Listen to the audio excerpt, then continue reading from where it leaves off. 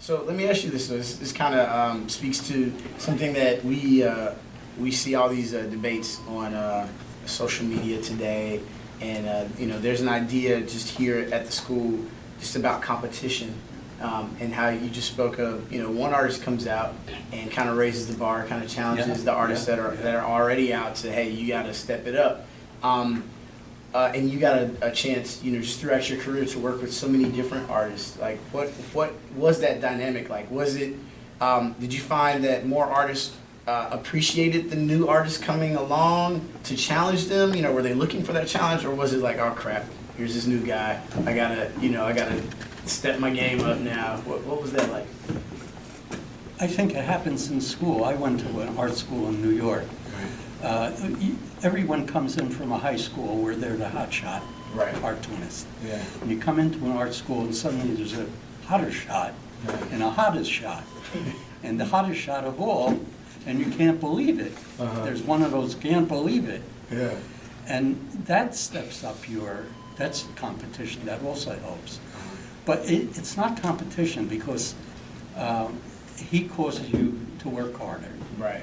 And I found everyone in the class with you is not your competition. It could be your step to success.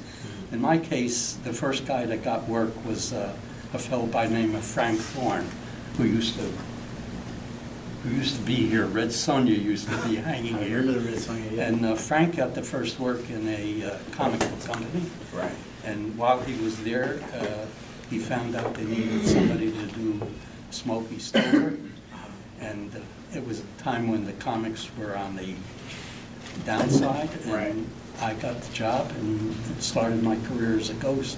Nice. That isn't where I wanted to be, but that I had telephone bills and all that stuff forced. Yeah, I understand.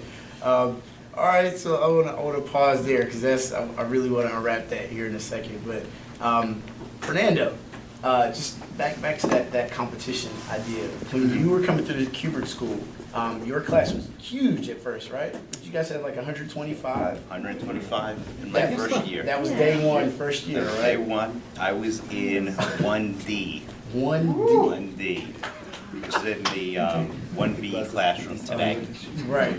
Yep. Now, what was the tone there as far as the hottest shot? And I can't believe it. Like, what was that like? Well, first of all, with 125, I mean, there were people I didn't even meet in that first year group. Yeah, so, sure, I mean, I didn't know what was going on with 1A or, you know, 1E. And with 125 people, Right. we were so diverse, you know, so there was the guy you knew was the good Batman artist, and the guy who was really good at drawing greeting cards, and the guy who was the good airbrush artist. I mean, everybody had their specialties. Me, I just tried to be as good at as many different things as I could, because I really wanted to hedge my bets. I just wanted to work. Right. You know, that was my first goal. Now,